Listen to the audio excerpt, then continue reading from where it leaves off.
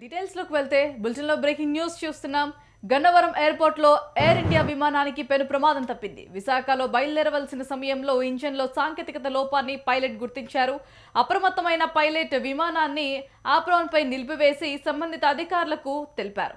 వాస్తవానికి ఈ విమానం నిన్న రాత్రి 7:30కి హైదరాబాద్ నుంచి గన్నవరం చేరుకొని తిరిగి రాత్రి 8 గంటలకు విశాఖకు బయలుదేరాల్సి ఉంది. అయితే విమానం రన్వే పైకి వెళ్తున్న సమయంలో సాంకేతికత సమస్యను పైలట్ గుర్తించి ఆపివేశారు.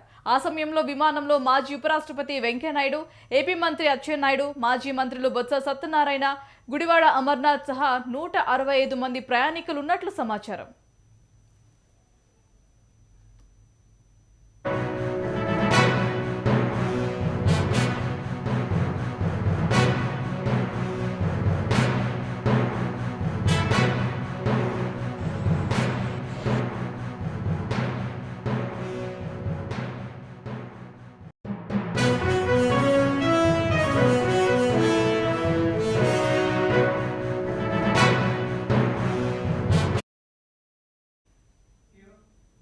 గన్నవరం ఎయిర్పోర్ట్ లో ఎయిర్ ఇండియా విమానానికి పెను ప్రమాదం తప్పింది. విశాఖ బయలుదేరవలసిన సమయంలో ఇంజన్ లో సాంకేతికత లోపాన్ని పైలట్ గుర్తించారు.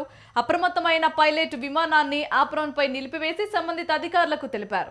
వాస్తవానికి ఈ విమానం నిన్న రాత్రి 7:30కి హైదరాబాద్ నుంచి గన్నవరం చేరుకొని తిరిగి రాత్రి 8 గంటలకు విశాఖకు బయలుదేరాల్సి ఉంది. అయితే విమానం రన్వే పైకి వెళ్తున్న సమయంలో సాంకేతికత సమస్యను పైలట్ గుర్తించి ఆపివేశారు. ఆ సమయంలో విమానంలో మాజీ ఉపరాష్ట్రపతి వెంకయ్యనాయుడు, ఏపీ మంత్రి అచ్చెన్నాయుడు, మాజీ మంత్రులు బొత్స సత్యనారాయణ, గుడివాడ అమర్నాథ్ సహా 165 మంది ప్రయాణికులు ఉన్నట్లు సమాచారం.